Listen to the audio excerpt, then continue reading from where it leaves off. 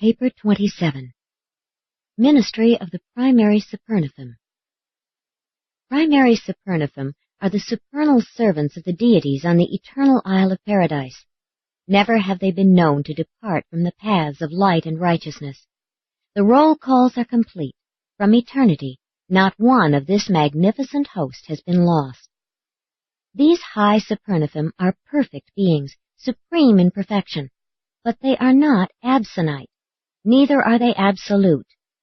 Being of the essence of perfection, these children of the infinite spirit work interchangeably and at will in all phases of their manifold duties.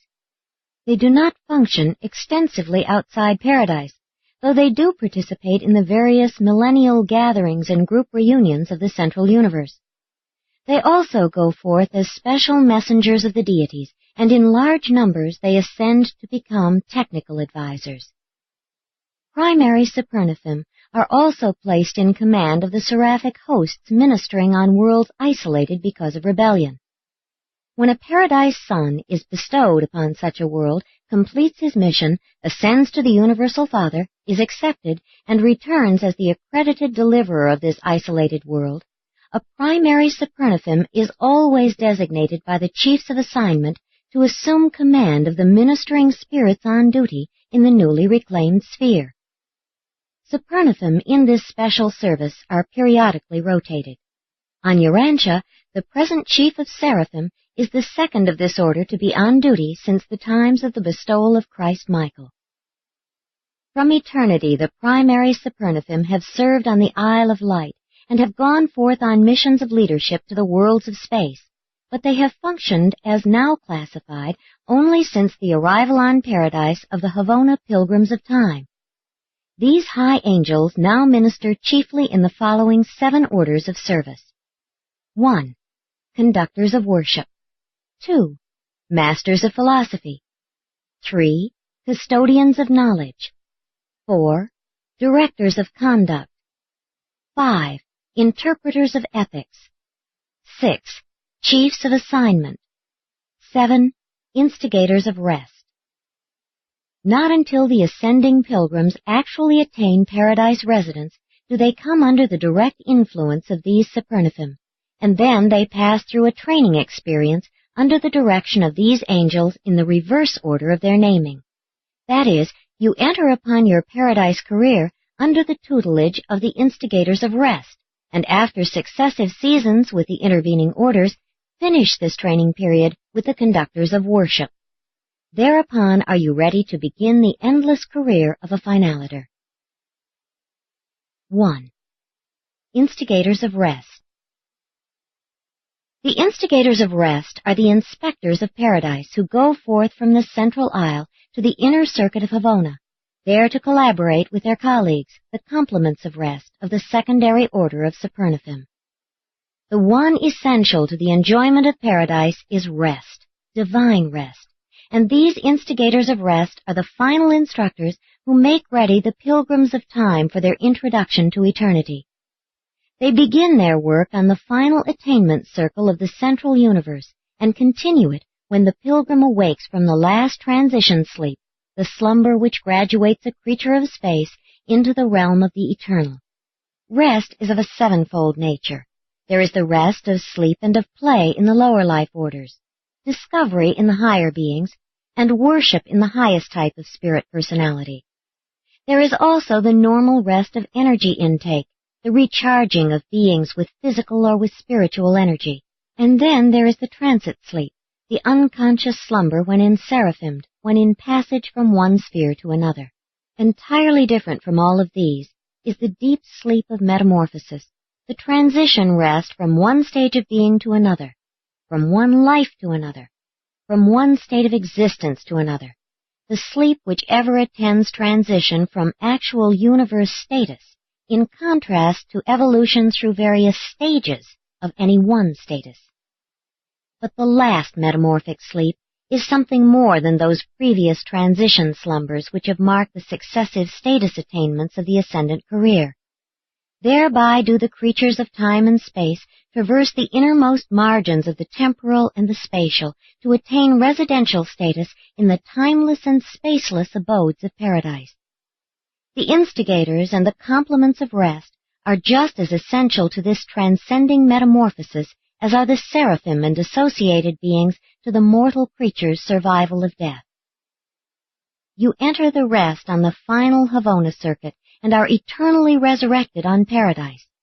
And as you there spiritually repersonalize, you will immediately recognize the instigator of rest who welcomes you to the eternal shores as the very primary Supernaphim who produced the final sleep on the innermost circuit of Havona.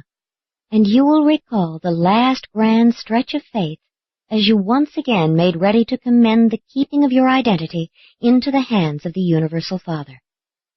The last rest of time has been enjoyed. The last transition sleep has been experienced. Now you awake to life everlasting on the shores of the eternal abode. And there shall be no more sleep. The presence of God and His Son are before you, and you are eternally His servants. You have seen His face, and His name is your spirit. There shall be no night there, and they need no light of the sun, for the great source and center gives them light. They shall live forever and ever, and God shall wipe away all tears from their eyes. There shall be no more death, neither sorrow nor crying, neither shall there be any more pain, for the former things have passed away. 2. Chiefs of Assignment. This is the group designated from time to time by the Chief Supernaphim, the original pattern angel, to preside over the organization of all three orders of these angels, primary, secondary, and tertiary. The Supernaphim as a body are wholly self-governing and self-regulatory, except for the functions of their mutual chief, the first angel of paradise, who ever presides over all these spirit personalities. The angels of assignment have much to do with glorified mortal residents of paradise before they are admitted to the core of the finality. Study and instruction are not the exclusive occupations of paradise arrivals. Service also plays its essential part in the pre-finaliter educational experiences of paradise. And I have observed that when the ascendant mortals have periods of leisure, they evince a predilection to fraternize with the reserve corps of the superaphic chiefs of assignment. When you mortal ascenders attain paradise, your societal relationships involve a great deal more than contact with a host of exalted and divine beings, and with a familiar multitude of glorified fellow mortals. You must also fraternize with upwards of 3,000 different orders of paradise citizens, with the various groups of the transcendentalers, and with numerous other types of paradise inhabitants, permanent and transient, who have not been revealed on Urantia. After sustained contact with these mighty intellects of paradise, it is very restful to visit with the angelic types of mind. They remind the mortals of time of the seraphim with whom they have had such long contact and such refreshing association. 3. Interpreters of Ethics. The higher you ascend in the scale of life, the more attention must be paid to universe ethics. Ethical awareness is simply the recognition by any individual of the rights inherent in the existence of any and all other individuals. But spiritual ethics far transcends the mortal and even the Urantia concept of personal and group relations. Ethics has been duly taught and adequately learned by the pilgrims of time in their long ascent to the glories of paradise. As this inward ascending career has unfolded from the nativity worlds of space, the ascenders have continued to add group after group to their ever-widening circle of universe associates. Every new group of colleagues met with adds one more level of ethics to be recognized and complied with, until by the time the mortals of ascent reach paradise, they really need someone to provide helpful and friendly counsel regarding ethical interpretations. They do not need to be taught ethics, but they do need to have what they have so laboriously learned properly interpreted to them as they are brought face to face with the extraordinary task of contacting with so much that is new. The interpreters of ethics are of inestimable assistance to the Paradise arrivals in helping them to adjust to numerous groups of majestic beings during that eventful period extending from the attainment of residential status to formal induction into the core of mortal finaliters. Many of the numerous types of Paradise citizens the ascendant pilgrims have already met on the 7 circuits of Havona. The glorified mortals have also enjoyed intimate contact with the creature-trinitized sons of the conjoint core on the inner Havona circuit, where these beings are receiving much of their education. And on the other circuits, the ascending pilgrims have met numerous unrevealed residents of the Paradise Havona system who are there pursuing group training in preparation for the unrevealed assignments of the future. All these celestial companionships are invariably mutual. As ascending mortals, you not only derive benefit from these successive universe companions and such numerous orders of increasingly divine associates, but you also impart to each of these fraternal beings something from your own personality and experience which forever makes every one of them different and better for having been associated with an ascending mortal from the evolutionary worlds of time and space. 4. Directors of Conduct. Having already been fully instructed in the ethics of Paradise relationships, neither meaningless formalities nor the dictations of artificial castes, but rather the inherent proprieties, the ascendant mortals find it helpful to receive the counsel of the Supernaphim Directors of Conduct, who instruct the new members of Paradise Society in the usages of the perfect conduct of the high beings who sojourn on the central isle of light and life. Harmony is the keynote of the central universe, and detectable order prevails on Paradise. Proper conduct is essential to progress by way of knowledge, through philosophy, to the spiritual heights of spontaneous worship. There is a divine technique in the approach to divinity, and the acquirement of this technique must await the pilgrim's arrival on Paradise. The spirit of it has been imparted on the circles of Havona, but the final touches of the training of the pilgrims of time can be applied only after they actually attain the Isle of Light. All Paradise conduct is wholly spontaneous, in every sense natural and free. But there still is a proper and perfect way of doing things on the Eternal Isle, and the Directors of Conduct are ever by the side of the strangers within the gates to instruct them and so guide their steps as to put them at perfect ease, and at the same time to enable the pilgrims to avoid that confusion and uncertainty which would otherwise be inevitable. Only by such an arrangement could endless confusion be avoided, and confusion never appears on Paradise. These Directors of Conduct really serve as glorified teachers and guides. They are chiefly concerned with instructing the new mortal residents regarding the almost endless array of new situations and unfamiliar usages. Notwithstanding all the long preparation, therefore, and the long journey thereto, Paradise is still inexpressibly strange and unexpectedly new to those who finally attain residential status. 5. The Custodians of Knowledge. The Supernaphim Custodians of Knowledge are the higher living epistles known and read by all who dwell on Paradise. They are the divine records of truth, the living books of real knowledge. You have heard about records in the Book of Life. The Custodians of Knowledge are just such living books, records of perfection imprinted upon the eternal tablets of divine life and supreme surety.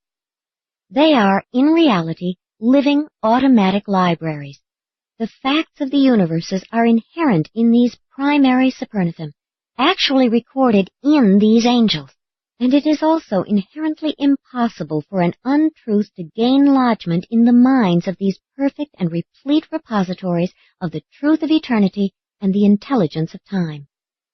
These custodians conduct informal courses of instruction for the residents of the Eternal Isle, but their chief function is that of reference and verification. Any sojourner on Paradise may at will have by his side the living repository of the particular fact or truth he may wish to know. At the northern extremity of the isle, there are available the living finders of knowledge, who will designate the director of the group holding the information sought, and forthwith will appear the brilliant beings who are the very thing you wish to know. No longer must you seek enlightenment from engrossed pages. You now commune with living intelligence face to face. Supreme knowledge you thus obtain from the living beings who are its final custodians. When you locate that Supernaphim who is exactly what you desire to verify, you will find available all the known facts of all universes, for these custodians of knowledge are the final and living summaries of the vast network of the recording angels, ranging from the Seraphim and Supernaphim of the local and superuniverses to the chief recorders of the tertiary Supernaphim in Havona. And this living accumulation of knowledge is distinct from the formal records of paradise, the cumulative summary of universal history. The wisdom of truth takes origin in the divinity of the central universe, but knowledge, experiential knowledge, largely has its beginnings in the domains of time and space. Therefore, the necessity for the maintenance of the far-flung super-universe organizations of the recording Seraphim and Supernaphim sponsored by the celestial recorders. These primary Supernaphim, who are inherently in possession of universe knowledge, are also responsible for its organization and classification. In constituting themselves the living reference library of the universe of universes, they have classified knowledge into 7 grand orders, each having about 1 million subdivisions. The facility with which the residents of paradise can consult this vast store of knowledge is solely due to the voluntary and wise efforts of the custodians of knowledge. The custodians are also the exalted teachers of the central universe, freely giving out their living treasures to all beings on any of the Havona circuits, and they are extensively, though indirectly, utilized by the courts of the Ancients of Days. But this living library, which is available to the central and super-universes, is not accessible to the local creations. Only by indirection and reflectively are the benefits of paradise knowledge secured in the local universes. 6. Masters of Philosophy. Next to the supreme satisfaction of worship is the exhilaration of philosophy. Never do you climb so high or advance so far that there do not remain 1,000 mysteries which demand the employment of philosophy in an attempted solution. The master philosophers of paradise delight to lead the minds of its inhabitants, both native and ascendant, in the exhilarating pursuit of attempting to solve universe problems. These superathic masters of philosophy are the wise men of heaven, the beings of wisdom who make use of the truth of knowledge and the facts of experience in their efforts to master the unknown. With them, knowledge attains to truth and experience ascends to wisdom. On paradise, the ascendant personalities of space experience the heights of being. They have knowledge. They know the truth. They may philosophize, think the truth. They may even seek to encompass the concepts of the ultimate and attempt to grasp the techniques of the absolutes. At the southern extremity of the vast paradise domain, the masters of philosophy conduct elaborate courses in the 70 functional divisions of wisdom. Here they discourse upon the plans and purposes of infinity and seek to coordinate the experiences and to compose the knowledge of all who have access to their wisdom. They have developed a highly specialized attitude toward various universe problems, but their final conclusions are always in uniform agreement. These paradise philosophers teach by every possible method of instruction, including the higher graph technique of Havona and certain paradise methods of communicating information. All of these higher techniques of importing knowledge and conveying ideas are utterly beyond the comprehension capacity of even the most highly developed human mind. 1 hour's instruction on paradise would be the equivalent of 10,000 years of the word memory methods of Urantia. You cannot grasp such communication techniques, and there is simply nothing in mortal experience with which they may be compared, nothing to which they can be likened. The masters of philosophy take supreme pleasure in imparting their interpretation of the universe of universes to those beings who have ascended from the worlds of space. And while philosophy can never be as settled in its conclusions as the facts of knowledge and the truths of experience, yet when you have listened to these primary Supernaphim discourse upon the unsolved problems of eternity and the performances of the absolutes, you will feel a certain and lasting satisfaction concerning these unmastered questions. These intellectual pursuits of paradise are not broadcast. The philosophy of perfection is available only to those who are personally present. The encircling creations know of these teachings only from those who have passed through this experience and who have subsequently carried this wisdom out to the universes of space. 7. Conductors of Worship. Worship is the highest privilege and the first duty of all created intelligences. Worship is the conscious and joyous act of recognizing and acknowledging the truth and fact of the intimate and personal relationships of the creators with their creatures. The quality of worship is determined by the depth of creature perception. And as the knowledge of the infinite character of the gods progresses, the act of worship becomes increasingly all-encompassing until it eventually attains the glory of the highest experiential delight and the most exquisite pleasure known to created beings. While the Isle of Paradise contains certain places of worship, it is more nearly one vast sanctuary of divine service. Worship is the first and dominant passion of all who climb to its blissful shores, the spontaneous ebullition of the beings who have learned enough of God to attain His presence.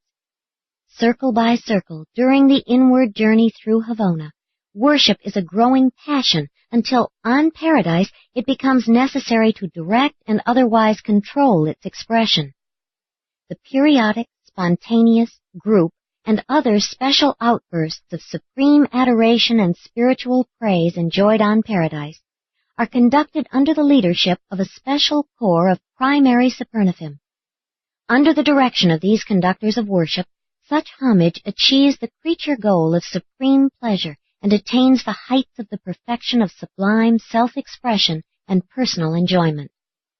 All primary Supernaphim crave to be conductors of worship, and all ascendant beings would enjoy forever remaining in the attitude of worship, did not the chiefs of assignment periodically disperse these assemblages.